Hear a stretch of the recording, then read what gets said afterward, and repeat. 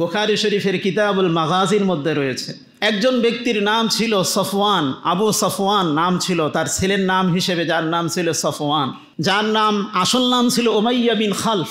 কি নাম ছিল? উমাইয়া বিন খালফ। সে তার সাথে মুআজের একজন সাহাবী, মদিনার আউস গোত্রের উনি বড় প্রধান ছিলেন, ওনার সাথে ভালো সম্পর্ক ছিল। যখনই এই সাদ ইবনে মুআজ উনি যখনই মক্কায় আসতেন ওনার বাসায় থাকতেন, মানে মেহমানদারি, ভালো সম্পর্ক ছিল এবং তার সাথে ভালো সম্পর্ক থাকার কারণে তার ওইখানে থাকতো এবং ওমরা টোমরা করতো। আর যখনই ওই শামে সে ব্যক্তি যাইত সেও কি করত, ওর ঘরে বেশ থাকতো, থেকে মেহমানদারি গ্রহণ করত। তো একদিন আল্লাহ নবী যখন মদিনায় চলে গেলেন, হিজরত করে চলে যাওয়ার পরে সাদ ইবনে মুআজ উনি আসলেন, মক্কায় আসলেন ওমরাহ করার জন্য। ওমরা করার জন্য যখন আসলেন, আসার পরে উনি মেহমানদারি গ্রহণ করলেন এই আবু সফওয়ানের কাছে। আবু সফওয়ানের আসল নাম কি? উমাইয়া বিন খালফ। কি ভাই? উমাইয়া বিন খালফ। এই আবু সফওয়ান বা উমাইয়া বিন খালফ সে কি করলো, বলছে ঠিক আছে ভাই। সাদ ইবনে উবাদা বললেন যে ভাই একটা কাজ করি, আমি যখন মানুষ কমে যাবে তুমি আমাকে ওমরার জন্য একটু নিয়ে যাও। বলে ঠিক আছে ভাই, নিয়ে যাব। জোহরের পরে উনি যখন নিয়ে গেলেন, তাকে নিয়ে বের হলেন, দেখা হইল সেই জাতির ফেরাউনের সাথে। কোন জাতির ফেরাউন? ফেরাউনের নাম কি? কইতে পারে না। আরে মুসলমান জাতির ফেরাউনের নাম কি? নবীজি বলেছেন আবু জাহাল। কি ভাই? আবু জাহাল। রাসূল সাল্লাল্লাহু আলাইহি ওয়াসাল্লাম বলেছেন লিকুল্লি কওমিন ফিরআউন, প্রত্যেক জাতির জন্য ফেরাউন আছে। আর হ্যাঁ, ফেরাউন হাদিহিল উম্মাহ, এই উম্মতের ফেরাউন হলো আবু জাহাল। কি নাম ভাই? এটা মনে করেন না প্রত্যেক যুগেই ফেরাউন থাকে কম বেশি, আর যে বেশি কিয়ামতের নিকটে হয় আর সে বেশি, সবচেয়ে বেশি নাড়া হয়। আল্লাহ আমাদের সেই সমস্ত কাজ থেকে, যেগুলো কাজ করলে মানুষ ফেরাউন হয়ে যায়, ফেরাউনের মতো হয়ে যায়, ওই সমস্ত কাজ থেকে বাঁচার তৌফিক দান করুক। সকলে বলেন আমিন। তো এই উম্মতের ফেরাউনের সাথে দেখা হলো। দেখা হওয়ার পরে সে উমাইয়া বিন খালফকে বলল, এই তুই এই বেড়ারে কই লয়ে যাস? এই বেড়া না মুহাম্মদের জায়গা দিয়েছে এলাকার মধ্যে, এরে লইয়া তুই একেবারে যাচ্ছিস কোনো ছাড়া, বাধা ছাড়া। তো এক কথায় দুই কথায় এই সাদ ইবনে উবাদার সাথে এই আবু জাহেলের তর্কাতর্কি হয়ে গেল। তর্কি হয়ে যাওয়ার পরে এই উমাইয়া বিন খালফ সে আবু জাহেলের পক্ষ নিয়া তাকে শাসাইতেছে, এই চিনোস আমারে? এই ব্যক্তিকে চিনোস? বলে কে? বলে এই ব্যক্তি হলো এই এলাকার কি সর্দার, এই ব্যক্তির সামনে আস্তে কথা ক। এই কথা বলার সাথে সাথে সাদ ইবনে মুআজের আরও রাগ হয়ে গিয়েছে। উনি বলতেছেন বেটা কথা কইস না, চুপ বেটা।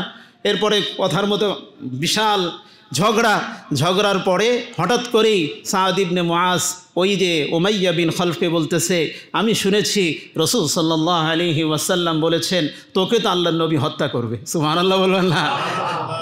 ঠিক আমারে হত্যা করব? বলে হ্যাঁ। আপনি শুনছেন?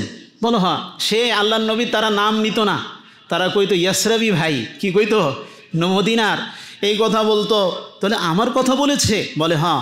সে ভয়ে এই কথার পরে তার বউর কাছে যায়, উম্মে সফওয়ানের কাছে যায়, বলতেছে শুনছো আমার ইয়াসরাবি ভাই সাদ ইবনে মুআজ কি বলেছে? বলে কি বলেছে? বা সাদ ইবনে উবাদা বলে যে মুহাম্মদ নাকি আমাকে হত্যা করবে। বলে তাই বলেছে নাকি? বলে হ। সে তো এখন মদিনায়, হয়তো তোমার খুঁজে পাবে না, থাক তুমি আর কোনো যুদ্ধের মধ্যে যায় ওটাও না, যুদ্ধের মধ্যে গিয়ে দিলে তোমার খবর আছে। বলে আচ্ছা যাবো না।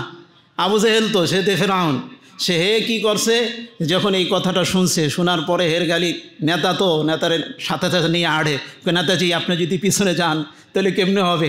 এই হঠাৎ করে শুরু হয়ে গেল বদর যুদ্ধের দামামা। তখন ওই যে উম্মে সফওয়ান, সে আবু সফওয়ান উমাইয়া বিন খালফকে বলতেছিল, আপনি শুনেন নাই আপনার ইয়াসরাবি ভাই আপনাকে কি বলেছে? বলে শুনছি। বলে তাহলে? বলে আমি একটা ঘোড়া নিয়ে থাকবো পিছনে পিছনে, যখনই সমস্যা হইব তখনই পিছন থেকে ভাইগা পলায়ন করবো। চিন্তা করছেন? সে মক্কার সবচেয়ে বড় কাফের, রসুলের কথার উপরে সে কত বড় ইয়াকিন বিশ্বাস যে সে বলতেছিল। এরপরে সে বদর যুদ্ধে গেল। যাওয়ার পরে সে সামান্য আহত হইল। আল্লাহ নবীজি সাল্লাল্লাহু আলাইহি ওয়াসাল্লাম একজন সাহাবী থেকে একটা তীর নিয়ে একে মারল। মারার সাথে সাথে এইখানে একটু আসর লাগলো। আসর লাগার পরে আচরতি বলে আসর লাগলো। আসর লাগার পরে সে ষাঁড়ের গরুর মতো চিল্লাচ্ছিল। মানুষ কইতেছে, বস আপনি গরুর মতো কেন চিল্লান? করে, মিয়া তুমি জানো এটা কার হাতের আঘাত? আরে এটা তো মুহাম্মদ রাসূলুল্লাহ সাল্লাল্লাহু আলাইহি ওয়াসাল্লামের আঘাত।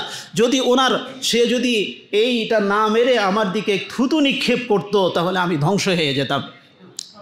দেখেন, কাফের উমাইয়া বিন খালফ সে আল্লাহ তাআলার রসুলের উপর কত বেশি কথার উপর ইয়াকিন নামতেছে, আর আমরা মুসলমানরা আমরা রসুলের কথার উপর ঈমান আনি না। একটা উদাহরণ দিই।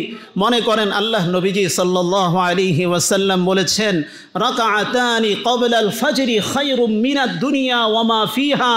হে আমার উম্মত, কেউ যদি ফজরের নামাজের সুন্নত 2 রাকাত আদায় করে, সে আদায় করার সাথে সাথে সে এত বেশি মর্যাদা পেল, এত বেশি দাম পেল, বলে দুনিয়া এবং দুনিয়ার মধ্যে যা আছে এর থেকে উত্তম বদলা আল্লাহ পাক তাকে দান করবেন।